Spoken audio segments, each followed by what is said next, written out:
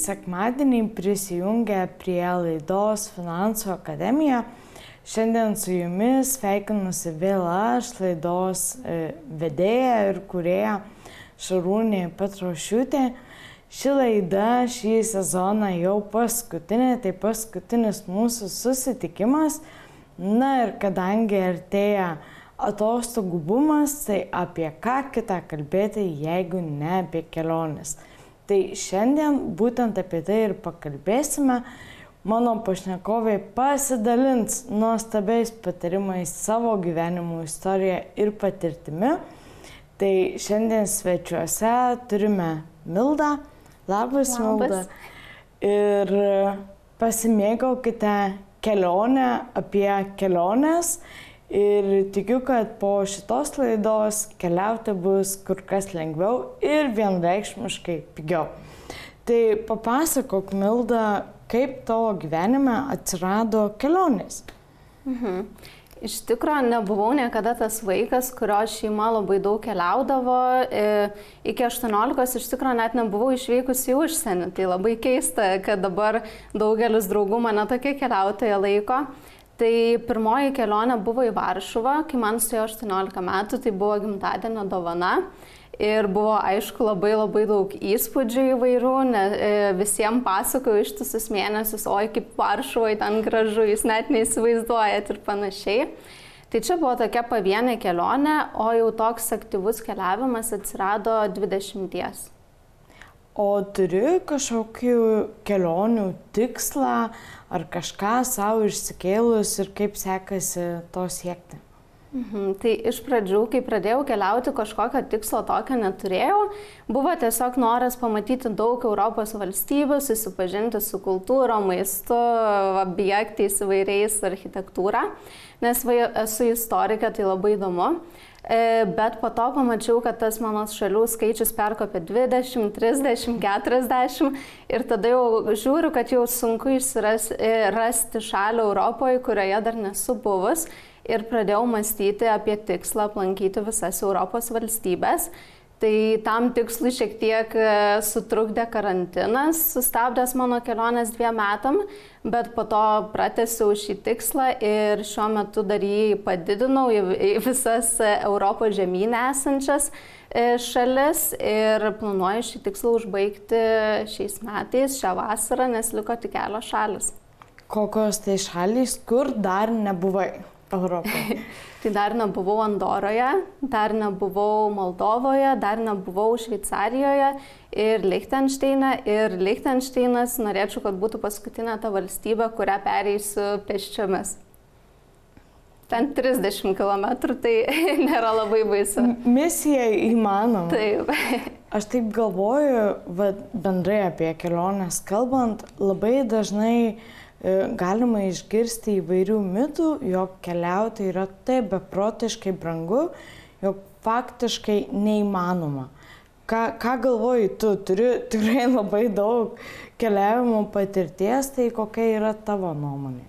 Iš tikrųjų, manau, kad čia toks labai mitas ar iš sovietmečio atėjęs, ar iš tokių laikų po Lietuvos atkūrimo tik tai valstybės, kai buvo tikrai keliavimas tokių tik išrinktųjų, gal labiau turtingesnių žmonių pomėgis, nes vis tiek buvo labai mažai ir oro linijų, ir galimybių, ir tikrai visą tai kainavo labai daug. Ir dar ypač, kai nebuvom Europos Sąjungoje. Bet būtent, kai aš pradėjau keliauti, aš buvau studentė, gyvenau su tėvais ir net neturėjau darbo, tik tai turėjau stipendiją. Tokią pakankamai nemažą, tai visos mano kelionės, apie 20 jų studijavimo laiku buvo būtent, kai buvau tokioje padėtyje, tiesiog studentė, be darbo, su stipendija. Tai manau, kad tikrai daugelis, tik jeigu turi norą, tai tikrai gali rasti galimybę. Tai jeigu sugalvoju keliauti, nuo ko man vis dėlto reikėtų pradėti? Kaip pradėti tą savo kelionę link kelionių? Tai manau, 2 dalykai pagrinde, ko reikia. Tai toks ryžtas, motyvacija vidinė, drąsa. Jeigu ypač esi gal kažkokia mergina, kuri solo keliauja, tai šitų dalykų reikia. Ir kitas dalykas, jeigu tikrai nori biudžetiškai, pigiai keliauti, tai manau reikia plano. nes daugelis mėgsta tiesiog išlėkti į kokią Barceloną be plano, vietoje nusipirksiu viešbutį ir panašiai. Ir tas planas labai fainas, iš tikrųjų galima labai taip impulsyviai praleisti tą laiką, bet po to pažiūri, oho, kiek išleidau. Tai tiem, kurie nori keliauti pigiau, labai rekomenduoju viską daryti iš anksto, naudotis akcijomis, žiūrėti internete, lyginti kainas viešbučių, restoranų ir tokiu būdu sutaupysite. O daugiau kažkokių patarimų, ką reikėtų žinoti, pavyzdžiui, kada pradėti planuoti tą savo kelionę? Tai labai rekomenduoju, jeigu kalbame apie skrydžius, tai labai rekomenduoju bilietus pirkti antradieniais, trečiadieniais, tom dienom, tada taip įprasta būna bilietai pigiausi, jeigu norit kelionės savaitgaliui, žinoma, jinai išaugs ta kaina, bus brangesnė ta kelionė. Tai labai rekomenduoju taip pat pasinaudoti visokiais išpardavimais, tarkim, tokiais kaip Black Friday, žiemos išpardavimai, vasaros išpardavimai. Iš tikrųjų, pigios oro linijos tos išpardavimus daro kas 2 savaitės, kone. Tai tikrai rekomenduoju sekti naujienas ir pasinaudoti tomis akcijomis.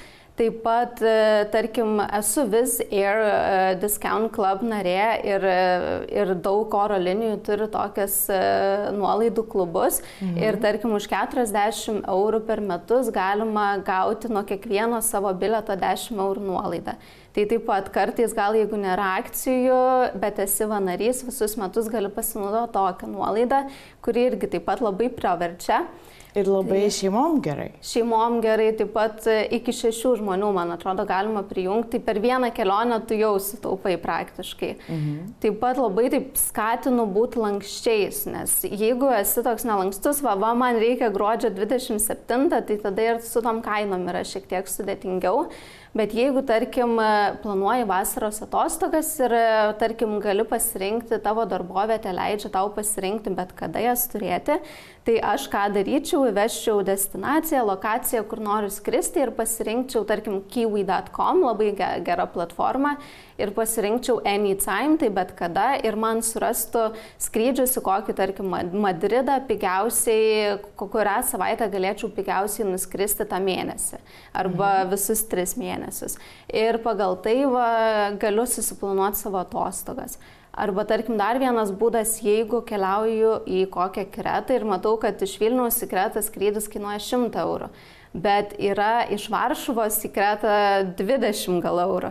Tai aš ką daryčiau, tai tikriausiai už maždaug 10 eurų su autobusu nuvažiuočiau į Varšuvą per naktį ir tada iš Varšuvos už tas 20 eurų nuskrisčiau, 10 eurų bilietui, autobusą ir žiūriu, kad 70 eurų sutaupiau. Tai tą transportą taip rekomenduotum lankščiai žiūrėti. O ar tekę keliauti traukiniais Europoje? Jo, traukiniais tekę, Lietuvoje nėra labai išvystytas, labai gaila tas traukinių susisiekimas traukiniais, bet Europoje tikrai jie labai romantiški, prisimenu Rumunijos, Bulgarijos traukinius, tai man ten kaip iš Hario Poterio scenų labai gražus kraštovaizdžiai keliaujant taip pat. Tai yra labai pigus būdas keliauti, ypač Balkanuose, Rytų Europoje, o ir Vakarų Europoje pakankamai pigus, spartus, patogus, daug vietos kojoms ir panašiai. Tai kas irgi labai aktualu keliautojams. Ir dar yra labai tokių aktualių nuolaidų, ypač jeigu tau yra 18, labai rekomenduoju pasinaudoti programą Discover EU, nes gali gauti bilietus keliauti po visą Europą 30 dienų absoliučiai nemokamai. Aplikuoti reikia ir girdėjau tokį gandą, kad Lietuvoje beveik visi gauna, kas aplikuoja tą bilietą 30 dienų. Ir šiaip daugelis reikėtų sekti naujienas Europoje, tarkim, pernai Vokietija paskelbė tokį bilietą specialų už 9 eurus. Vokietijoje galima visus metus buvo keliauti nemokamai. Tai sumoki 9 eurus ir visus likusius metus visoje Vokietijoje keliauji iš vienos šiaurės Vokietijos į pietų Vokietiją nemokamai. Tai tikrai daug būdų, daug nuolaidų. Ar tu gali pasidalinti, kaip tu visą tai randi? Atrodo, žinai, pasakoju ir taip lengva čia ir keliauti, ir viena programa, ir kita programa, bet kaip tu pati, ar ieškai kažkokiais kanalais, ar tau jau patys žmonės siunčia, kad žiūrėk, Milda idėja? Čia tikriausiai dabar jau šiuo atveju jau aš pradėjau siųsti žmonėm, ateina draugai pas mane ir sako, Milda, man reikia skrydžių, tai labiau į tą pusę. Bet jeigu, tarkim, autobusų ieškočiau, tai rinkčiausi dvi firmas Lietuvoje pagrinde.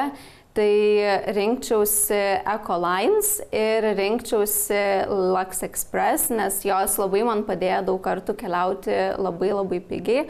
Tai pastoviai, jeigu seksite, užsiprenumeruosite, tarkim, jų naujienlaiškus, rasite labai praktiškai kiekvieną mėnesį galimybių į Rygą ir į Varšuvą nuvažiuoti už 5 eurus. Tai yra labai reali kaina. Anksčiau net prieš karantiną į Vokietiją nekartą esu vykus už eurą, į Vengriją už 10 eurų ir panašiai. Tai labai rekomenduoju šias dvi autobusų kompanijas. Taip pat labai rekomenduoju kiwi.com, kaip ir minėjau, labai gera aplikacija, kurioje galite iš viso įvesti Vilnius ir Anywhere ir jums ras patį pigiausią sprendimą, kur, tarkim, tą savaitgalį galite nuvykti labai gal spontaniškai. Tai taip pat vienas iš mano atradimų, kas buvo prieš 6 metus atrasta ir kas prisidėjo labai prie mano biudžetinio keliavimo, tai svetainė travel.info. Tai yra toks tinklaraštis latvių vedamas, kuriame galima rasti labai pigius keliavimo pasiūlymus. Tai nėra kažkokia keliavimo agentūra, bet tiesiog entuziastai ieško pigių keliavimo galimybių. Ir dalinasi. Tai aišku, reikia būti sparčiam, nes ten jau kaip paskelbė, tai gali toj nebelikti, bet tarkim, kad įsivaizduotumėt, kaip atrodo jų visas tas pagrindinis puslapis, tai maždaug pasiūlymas Vilnius Bratislava šį savaitgalį 20 eurų. Lux Express skelbia savo nuolaidas, nuvyk į Varšuvą už 5 eurus ir panašiai. Tai visokio tokio tipo pasiūlymai, tai tikrai ten lankausi labai dažnai ir galima ir tolimesnių kelionių pasiūlymų rasti, tikrai labai gera kaina. Aš šiandien kaip tik sulaukiu klausimo, kur planuoju keliauti. Ir dabar jau mums bekalbant, galvoju, kad reikės pasinaudoti tavo šitų patarimų ir bent jau kokiam savaitgaliui išvykti į kaimyninės sostinės ir pasidaryti, nors tikrai esu buvus, bet visada yra ką pamatyti ir kiekvieną kartą vykstant, man atrodo, ir pati sutiksi, miestą pamatai kitomis akimis. Taip, tikrai. Ir ypač, kai aplinkinė šalis ir ne tik aplinkinės galima aplankyti labai pigiai. Tarkim, visai neseniai buvau Suomijoje, tai kiti žmonės, kurie gal mažiau keliauja, net sunku jam patikėti, bet man bilietai pirmyn atgal kainavo 10 eurų. Nes į Helsinkį skrydis buvo 5 eurai pirmyn, 5 atgal. Tai tikrai yra labai daug galimybių, ypač jeigu neskrendi šventiniam dienom, savaitgaliais, tai tikrai taip. O kaip išsirinkti nakvynės, nes labai dažnu atveju nemažą biudžeto dalį užima būtent nakvynės ir apgyvendinimas. Gal irgi kažkokių netikėtų atradimų, turi platformų, nežinau, pasidalink savo patirtimi. Tai labai priklauso, apie kokį biudžetą kalbam. Tai jeigu kalbam apie patį žemiausią biudžetą ir jeigu esi studentas ar žmogus, kuris turi daug entuzijazmo keliauti ir yra pakankamai toks irgi prisitaikantis ir nėra labai svarbu patogumas, tai galima net, tarkim, vyksti į Varšuvą vienai dienai. Tai galima nuvažiuoti su naktiniu autobusu. Ir per naktį važiuoti, tarkim, išvyksti 23 valandą, ten būni 6 ryto, tada galiausiai 23 vakaro grįžti atgal. Tai toks būdas, grįžti namo, gerai išsimiegi ir visiškai nieko neišleidai kelioniai, nors pabuvai visą dieną svetimoj šaly. Tai aišku, kiti žmonės irgi matom oro uostose daug nakvojančių žmonių ir net ir oro uostose, tai jaunimui, manau, irgi tinkama galimybė.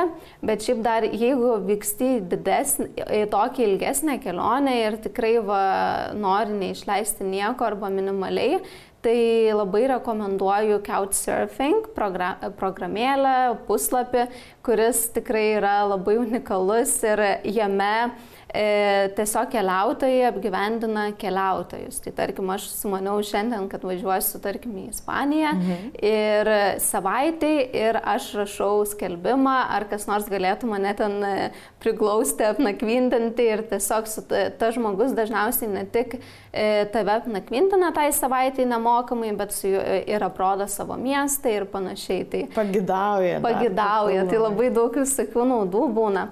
Tai mano viena pirmųjų keliavimo patirčių iš tikrųjų buvo per Couchsurfing ir jinai buvo tokia neįtikėtina, kad ten galėtų atsidurti kažkokioje knygoje.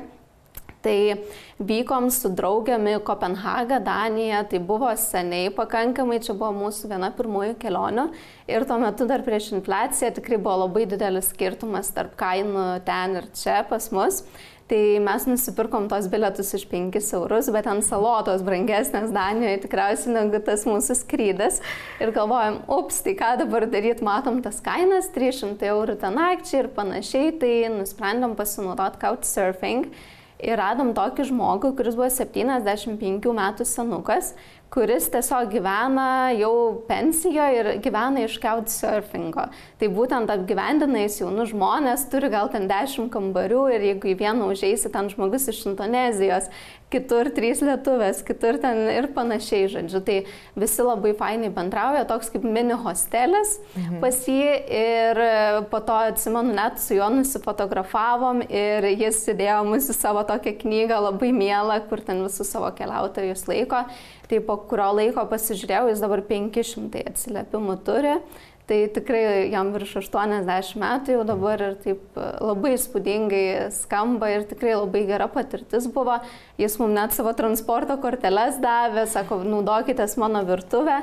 Tai tuo metu mes Kopenhagoje praktiškai nieko neišleidom, nes buvo dar muziejų naktis. Tai taip, tai toks yra būdas nakvoti hosteliuose, žinoma, visiems gerai žinomas, tai irgi kas turi mažiau šiek tiek pinigų kelioniai, arba jeigu jau norit nakvoti komfortabiliau, tai būtų visai neblogas variantas vykti į kažkokią šalį, kuri gal nėra tokia labai turistinė, tarkim Albanija ar kitas valstybės, kur galima už 30 eurų tikrai gyventi labai labai netgi prabangiai. Arba jeigu vykstate į tokią šalis kaip Nyderlandai, tai planuokitės kelionę iš anksto, tikrai ne paskutinę minutę ir nevykite per šventes kažkokias didelės. Mes su draugais turėjom tokią kelionę irgi jau, aišku, gerokai metų atgal. Bet kadangi keliavom didelė grupė, tai yra 8 žmonių, tai mums super paprasta buvo apsinakvoti, imti tą būtent apgyvendinimą hosteliuose. Nes vienu metu gali užsisakyti tiesiog bendrą 8-vietį kambarį ir jau ten praleisti tą naktį. Tai va irgi buvo vienas iš tų būdų, kaip išleisti mažiau. Ir kuo mes tada irgi pamenu naudojomės, tai ta pačia Airbnb platforma, kur tiesiog ieškodavom pigesnių būtų alternatyvų didesnių, kad irgi galėtumėm visą kompaniją būti kartu. Tai aš galvoju, čia net ir šeimai jau keliaujant, tose platformose tikrai galima rasti tų patarimų, kaip sėkmingai, ir aišku, šiek tiek mažiau išleidžiant, pasimėgauti gerom atostogom. Čia man tai taip, žinai, atrodo, kad esminis dalykas keliavime su biudžetu yra planavimas. Taip, tikrai taip. Tiesiog elementariai. O su maistu ką darydavot? Nes taip irgi pagalvok, skrydžius pigiai jau žinom, kaip gauti. Apie nakvynę irgi, kaip ir aišku, bet valgyti irgi reikia. Reikia. Tai prisimenu tokį pavyzdį, kai gyvenau Kroatijoje Erasmus atlikdama ir lankėmės Dubrovnike. Ir tuo metu buvo tas pikas Dubrovniko iškilimo po Game of Thrones ir buvo labai didelis po žymių serialų. Taip, ir tuo metu atsimenu, ir ten Leonardo DiCaprio kažkokį filmą filmavo ir ten buvo įspūdingas kiekis užsienio turistų. Ir mes ką pastebėjom, kad jeigu valgėme miesto tame centre, kuris apsuptas sienų, tai išleisdavom, tarkim, tam tikrą sumą pinigų, bet jeigu išeidavom už 3 minučių už tos sienos, kas dar yra centras, bet nėra tas senamiestis, tai mes sumokėdavom kartais 2-3 kartais mažiau. Tai labai rekomenduoju tokį dalyką, kad išeiti iš centro, nebijoti kažkur šiek tiek nueiti, ne kažkur toli, bet tiesiog iš pačio centro, nes labai dažnai mokam už tą gražią aikštę kažkokią, už vaizdą į jūrą, o ne už patį maistą. Tai tikrai labai unikali patirtis, net ir Graikijoje būnant esu valgius tavernose, kurios nėra turistinės, bet yra tos tokios graikų tavernos. Tai ten tikrai gauni ir labai daug dėmesio, ir labai daug rūpesčio, ir kainos būna per pusę mažesnės. Dažniausiai iki jų turistai neprieina, nes galvoja, kad kainos bus tokios pačios, bet iš tikrųjų mano pačios patirtis tokia yra, kad geriau šiek tiek paėti ir tada galima taip išleisti mažiau. Ir ką mes, pavyzdžiui, darydavom, nežinau, ar tau yra tekę, tarkim, skrydžiui visada įsidėti iš namų, arba, pasigaminus kažką, arba tiesiog ten papildomai įsidėti vaisių, riešutų, tokių mini užkandžių, kurių pirkti ir kuriais rūpinti nereikėtų. Tiesiog jau žinai, kad bet kuriuo metu dieną išalkus tarp tų nuostabių vaistų gali prisėsti ant suoliuko, nežinau, kad ir prie Paryžiaus katedros. Mūsų mama teko tai patirti. Prisėdom, išsipakavom tą savo maistą ir labai tikrai ir skaniai, ir taupiai, ir su nuostabiu vaizdu. Prie Paryžiaus katedros tikrai pigiai nepavalgysi, o ten ir tų restoranų aplinkai nelabai yra, bet tai yra ta unikali patirtis, kur norint išleisti mažiau pinigų yra visiškai absoliučiai visiems prieinama. Taip, iš tikrųjų, net jeigu keliauju, tokia kelionė kaip mano buvo, kur minėjau neseniai Suomijoje, jeigu keliauji, tarkim, dieną ar 2, tai tikrai galima net tom dienom susikrauti, jeigu tikrai ar nenori persivalgyti visokie proteino, užkandžiai, bananai ir panašiai tokie negendantis dalykai, tai galima ir taip.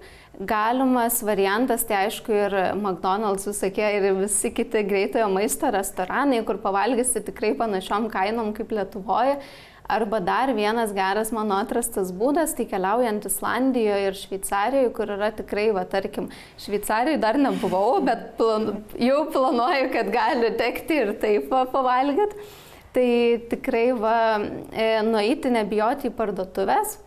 Tai ir nusipirkti ten kažkokių ar salotų, ar kaip pas mus būna net kažkokių kepsnių ir panašių dalykų, ką jeigu gyveni hostelyje, gali tiesiog ar pasišildyti, grįžti pietums ir nusipirkti ar kažkokį sumuštinį. Tai irgi kainos tikrai net ir Šveicarijoje tose parduotuvėse nebus tokios įspūdingos kaip Šveicarijos restorane kažkur centre, tai irgi labai geras būdas.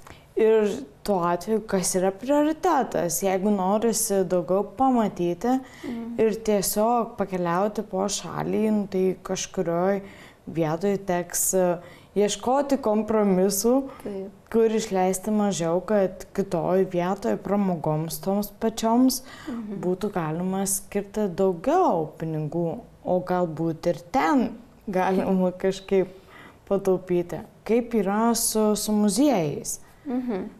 Tai su muziejais iš tikrųjų labai toks, kalbėjom jau apie Paryžių, tai labai rekomenduoju žmonėm, kuriem yra iki 26 metų, apsilankyti Paryžiuje, paskubėkit, nes pati apsilankiau, iki kol man tiek suėjo ir labai džiaugiausi, nes visi muziejai yra absoliučiai nemokami ir tu ten eini be eilės.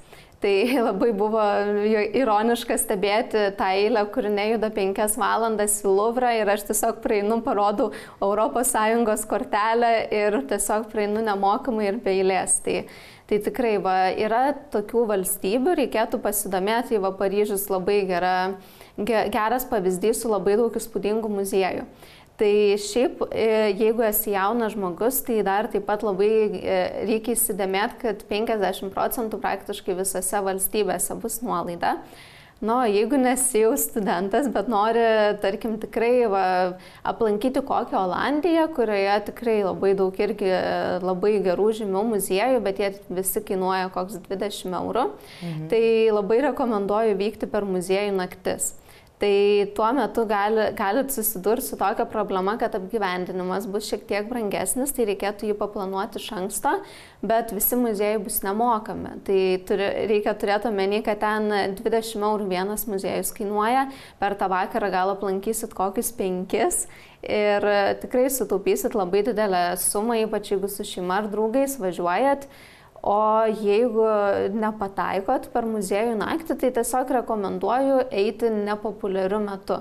Tai tarkim irgi pavyzdys, kai lankiausi visai neseniai Amsterdame šiuolaikinio meno muziejui, tai aš pasirinkau penktadienį 6 vakarą ir dėl to sumokėjau 20 €, bet jeigu būčiau pasirinkus, tarkim, pirmadienį 10 ryto, būčiau sumokėjus 15 €.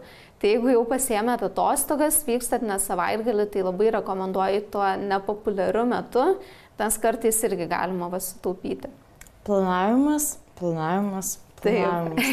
Dar kai Švedijoje, Stokholme lankėmės, irgi visai netyčia sužinojom, jog Nobelio muziejus irgi turi tam tikras dienas ir valandas, kai leidžia nemokamai. Tai mes jau faktas pasinaudojom tuo patarimu ir ėjom būtent nemokamai ir ten visiškai nepriklausomai nuo amžiaus. Tai tiesiog aš ir taip galvoju, kad iš anksto pasitikrinam, žinom, kur važiuojam, vis tiek, kur gyvenam, kokie yra atstumai. Tai čia labai elementariai galima įlysti į internetą, paieškoti, ką norim pamatyti. Ir tada jau pasižiūrėti, kokių yra ten tų pačių alternatyvų. Lygiai tam pačiam New York'e, kai pirmą kartą vykau, labai daug girdėjau, oi kaip brangu, neįmanoma ir visa kita. Viskas yra įmanoma, tie patys muziejai turi irgi nemokamas lankymo valandas, kitose muziejuose galima mokėti tiek, kiek tu gali, o ne tiek, kiek yra rekomenduojama. Tai čia tiesiog reikia iš anksto susidėlioti biudžetą, tai ką nori pamatyti ir tada jau paieškotų aukso krislelių, kur būtų galima smagiai pažinti. Tai kokie būtų tavo tokie auksiniai visiški patarimai entuziastingiems keliautojams ir tiems, kurie dar bijo kelti koją iš namų?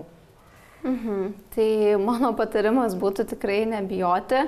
Bent jau Europoje keliauti tai yra tikrai saugu ir iš tikrųjų Europoje neturime tiek daug skirtumų, kiek kitose žemynuose.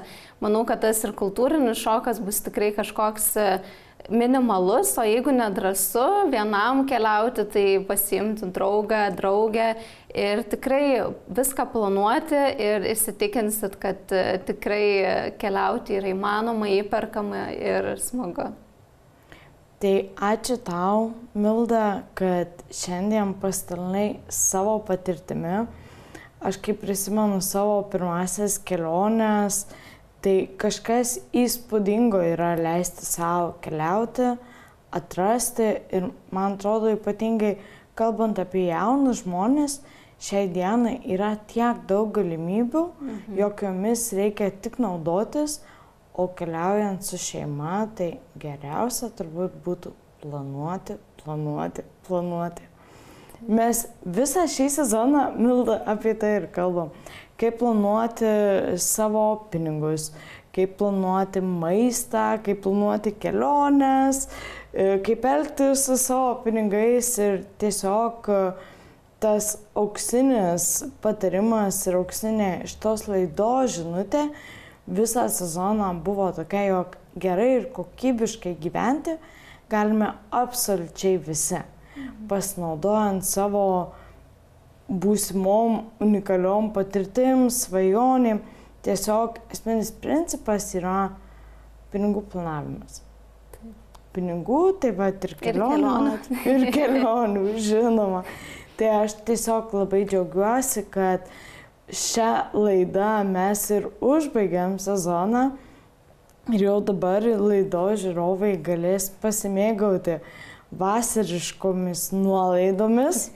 Aš jau pati žinau, kad tikrai paieškosiu tų pigių kelionių į svečias šalis.